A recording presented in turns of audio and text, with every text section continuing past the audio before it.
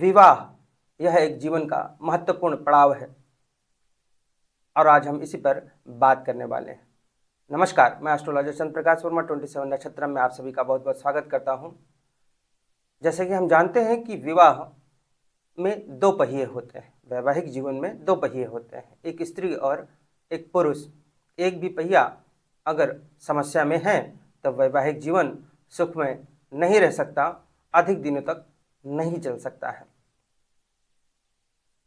ठीक उसी प्रकार से वैवाहिक जीवन अच्छा रहे, इसके लिए ज्योतिष में कुंडली मिलान और कुंडली विश्लेषण का विधान है। अगर चूंकि यह स्त्री और पुरुष दो व्यक्तियों से मिलकर विवाह संस्कार होता है, अर्थात विवाह होता है, वैवाहिक जीवन चलता है, तो दोनों की जन्म पत्रिकाओं में ग्रहों की स्थितियां ठीक होनी चाहिए। अगर एक भी पत्रिका में समस्या है तो वैवाहिक जीवन में समस्याएं रहेंगी ही रहेंगी, और अगर दोनों की जन्म पत्रिका में प्रॉब्लम है तो विवाह अधिक दिनों तक टिक नहीं सकता है। तो आइए अब सीधे अपने टॉपिक पर चलते हैं कि वैवाहिक जीवन कैसा रहेगा, इसको जन्म पत्रिका में आप कैसे देखेंगे। तो बताना चाहूँगा कि विवाह संबंधित प्रश्नों के लिए आपको D1 और D9 दोनों डिविजनल चार्ट्स को देखना होगा, अर्थात वर्ग कुंडली, एक लग्न चार्ट, लग्न पत्रिका और दूसरी नवांश कुंडली, ये दोनों को देखना चाहिए विवाह संबंधित प्रश्नों के लिए, और स्त्री और पुरुष दोनों की जन्म पत्रिका देखनी चाहिए। अब इसमें क्या क्या देखनी चाहिए, तो सबसे पहले यह देखिए कि अपने साथी के प्रति रोमांटिक जो भाव होता है उसको किससे देखते हैं, या विवाह को किससे देखते हैं। किसी भी जन्म पत्रिका में विवाह के लिए सप्तम भाव को देखा जाता है। सप्तम भाव यह बताता है कि उस व्यक्ति की अपने लाइफ पार्टनर के प्रति क्या भावनाएं हैं, और सप्तम भाव विवाह का है। तो अपने साथी के प्रति रोमांटिक जो भाव है उसको सातवें भाव से देखते हैं, और सातवें भाव में जिस प्रकार का ग्रह होगा उस व्यक्ति की भावनाएं अपने लाइफ पार्टनर के प्रति उसी प्रकार की होंगी। जैसे मंगल यदि सातवें भाव में है तो ऐसा व्यक्ति जीवन साथी से लड़ाई करेगा, क्योंकि मंगल में उग्रता है, उत्तेजना है। तो सप्तम भाव में मंगल का होना व्यक्ति अपने जीवन साथी से उग्र रहेगा, उससे लड़ाई झगड़ा करेगा। यदि सप्तम भाव में चंद्रमा है तो चंद्रमा से भावुकता आती है। तो ऐसा व्यक्ति जिसके सप्तम भाव में चंद्रमा है वह जीवन साथी से इमोशनल बातें करेगा, भावनात्मक बातें करेगा, भावनात्मक जुड़ाव होगा उसका, और दिन में कई बार यह अपने जीवन साथी को फोन कर सकता है या मिलने जा सकता है, उसका केयर करेगा और इमोशनली उससे अटैच होगा। सूर्य यदि सप्तम भाव में है तो सूर्य एक राजा है, राजशाही ठाट बाट है, उनका रौबदार है। तो सप्तम भाव में यदि सूर्य है तो जीवन साथी पर रौब रखेंगे ये।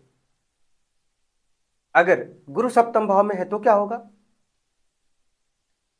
गुरु में सात्विकता है, ईमानदारी है, श्रद्धा है। तो गुरु का सप्तम भाव में होना मैरिड लाइफ में सात्विकता लाएगा, सीधापन लाएगा, ईमानदारी और श्रद्धा भाव लाएगा। मतलब वह व्यक्ति जिसकी जन्मपत्रिका में सप्तम भाव में गुरु है वह अपने लाइफ पार्टनर के प्रति ईमानदार होगा और सात्विक विचारों वाला होगा, उसका सम्मान करने वाला होगा। अब क्रूर ग्रह यदि सप्तम भाव में है तो क्या होगा, क्रूर ग्रह मतलब सूर्य, मंगल, शनि, राहु और केतु। तो यदि ये सप्तम भाव में है तो ये साथी के प्रति क्रूर भावना रखते हैं, उग्र भावना रखते हैं, और वैवाहिक जीवन में मतभेद चलता रहता है। सप्तम भाव यदि बलिष्ठ है तो वैवाहिक जीवन अच्छा होगा, सप्तमेश बलिष्ठ है तो वैवाहिक जीवन अच्छा होने की संभावना बनती है। सप्तम भाव बलिष्ठ है तो वैवाहिक जीवन अच्छा होगा और व्यक्ति संतुलित व्यवहार रखता है जीवन साथी के प्रति भी, और ऐसे भी उसका व्यवहार संतुलित रहता है यदि सप्तम भाव बलिष्ठ है तो। सप्तम भाव के स्वामी यदि छठे भाव में चले जाए तो क्या होगा? छठा भाव संघर्ष का भाव है, तो सप्तम भाव के स्वामी का छठे भाव में जाना लड़ाई, बहस, आपस में उलझना, इस प्रकार की चीजें उत्पन्न करता है। वैवाहिक जीवन में संघर्ष की स्थिति बनी रहती है। सप्तम भाव के स्वामी अष्टम में चले जाएं तब क्या होगा? अष्टम भाव हानि का भाव है। सप्तम भाव से विवाह का भाव तो है ही है। विवाह के बाद व्यक्ति को एक सम्मान मिलता है, एक पद मिलता है, एक पोस्ट मिलती है। जैसे विवाह के बाद एक लड़की किसी की बहू बनती है, किसी की पत्नी होती है, पुरुष किसी का दामाद होता है, इस प्रकार की चीजें होती हैं, तो एक पद मिलता है, मान सम्मान मिलता है। लेकिन अगर सप्तम भाव के स्वामी अष्टम में चले जाएं, जो कि हानि का भाव है, तो ऐसे व्यक्ति अपने लाइफ पार्टनर का बहुत जल्दी ही मान सम्मान भंग करने का प्रयत्न करते हैं, उनको नीचा दिखाना चाहते हैं, उनका इंसल्ट करने का प्रयत्न करते हैं। सप्तम भाव के स्वामी यदि द्वादश भाव में चले जाएं, द्वादश भाव क्या है? द्वादश भाव विरक्ति का भाव है, व्यय का भाव है।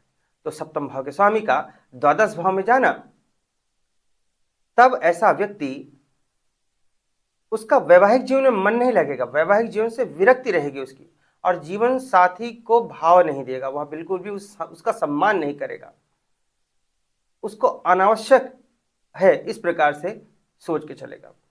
सप्तम भाव के स्वामी और छठे भाव के स्वामी यदि आपस में राशि परिवर्तन कर लें तो क्या होगा? तो अभी हमने बताया था कि सप्तम भाव के स्वामी यदि छठे भाव में चले जाएं तो संघर्ष की स्थिति बनी रहती है। अगर सप्तम भाव और छठे भाव के स्वामी आपस में राशि परिवर्तन कर लेते हैं, तब वैवाहिक जीवन में उलझन, लड़ाई झगड़ा, आपस में उलझना, लड़ाई झगड़ा, ये सब बहुत ज्यादा होगा, संघर्ष बहुत ज्यादा हो जाएगा, उसकी मात्रा बढ़ जाएगी।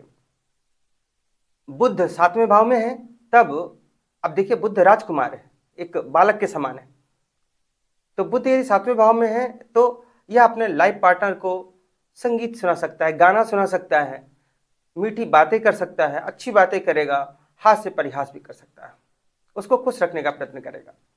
यदि सप्तम भाव और सप्तमेश बली है किसी भी जन्म पत्रिका में, तो सामान्यतया वैवाहिक जीवन अच्छा ही रहेगा। यदि सप्तम भाव में शनिदेव है तो जीवन साथी के प्रति ये रूखा व्यवहार रखते हैं, क्योंकि शनि एक पत्थर है जिसमें अधिक भावनाएं नहीं हैं, तो शनि का सप्तम भाव में जाना रूखा व्यवहार रखता है ऐसा व्यक्ति अपने जीवन साथी के प्रति। इनको मनाना नहीं आता, यदि जीवन साथी किसी कारण से रूठ जाए तो इनको मनाना नहीं आता, ये हंसी मजाक भी नहीं करते हैं अपने जीवन साथी से।